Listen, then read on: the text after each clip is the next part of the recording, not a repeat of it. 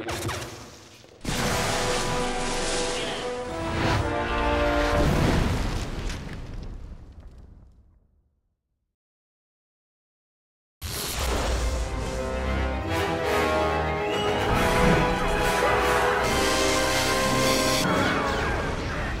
and character development have always been hallmarks of LucasArts. It's one of the things that we really have been focused on since the inception of the company. When we first started working on what would ultimately become The Force Unleashed, we wanted to be a continuation of the Star Wars saga. We wanted to be a new chapter in the Star Wars saga. And I felt very strongly that this time period between episodes 3 and 4 was very fertile. You've got the Emperor putting all of his plots in motion. Do what must be done. We've got Vader hunting down the last of the Jedi. We've got questions like, what are Princess Leia and Bail Organa doing during this time period? We got the Death Star being built. So all of those things kind of came together in our minds as we started working on the story.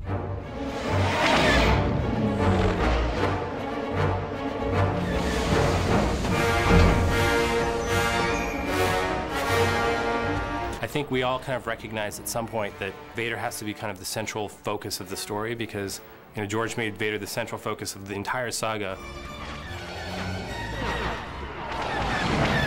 We kind of wanted to open the game with a bang and really wanted to get people's attention, and we allow you to start the beginning of the game as Vader.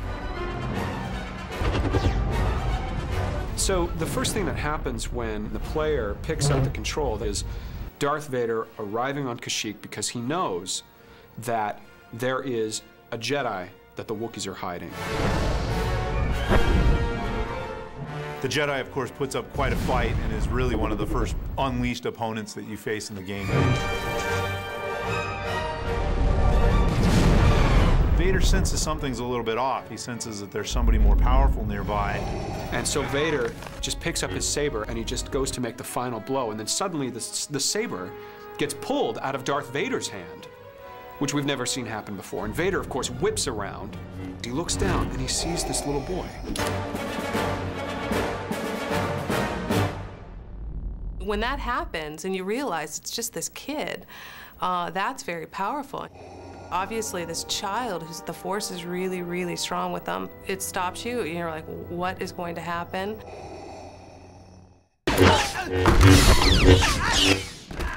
In that moment, Vader realizes that I can use this boy. He's really powerful. Come with me. So we transition to the future, many, many years.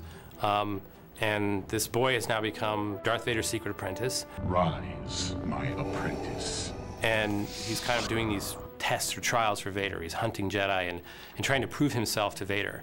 What is your will, my master? And so you playing Darth Vader's secret apprentice, that's where the story really takes off. The first mission that you undertake as Darth Vader's secret apprentice is to hunt down one of the last of the Jedi. He gets sent to a TIE fighter construction facility that's been taken over by a general named General Rom Koda.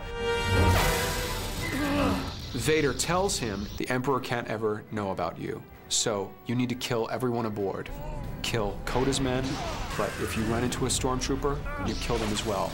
And that's because you're Darth Vader's secret apprentice, and he really wants to drive that home.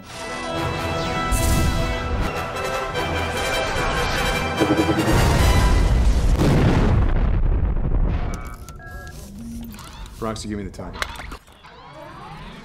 The crew aboard the Rogue Shadow is very reminiscent to the original Star Wars: A New Hope, where you had Luke and Leia and Han and Chewie and R2 and 3PO, and they were all aboard this Millennium Falcon. Well, in a similar way, the Rogue Shadow is kind of the dark side Sith version of that. But of course, that dark side energy isn't sustainable, that eventually this family sort of bonds together and there's a kinship that happens there. Am I going to see you again?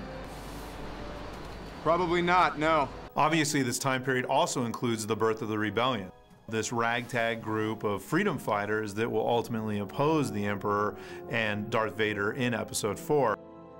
This scene is such an important part of the Star Wars canon. This is the start of the whole alliance, the whole changing of the guard, the whole shifting in rebellion. We have a really well-rounded story, and you know, it's not very predictable at times. There's a lot of surprises. You may think you're going down one way, and you'll find yourself in another. And I think the character development and the choices that you make in the dark and light side will come across not only through the story, but the actions that you may take. Everything we want to do is to kind of further the lore of Star Wars and to really make this a part of the saga. I think the story gives you new understanding about characters like Darth Vader and the Emperor, and new insight into the time period between Episode 3 and 4 as well. You can't wait to find out what's going to happen next.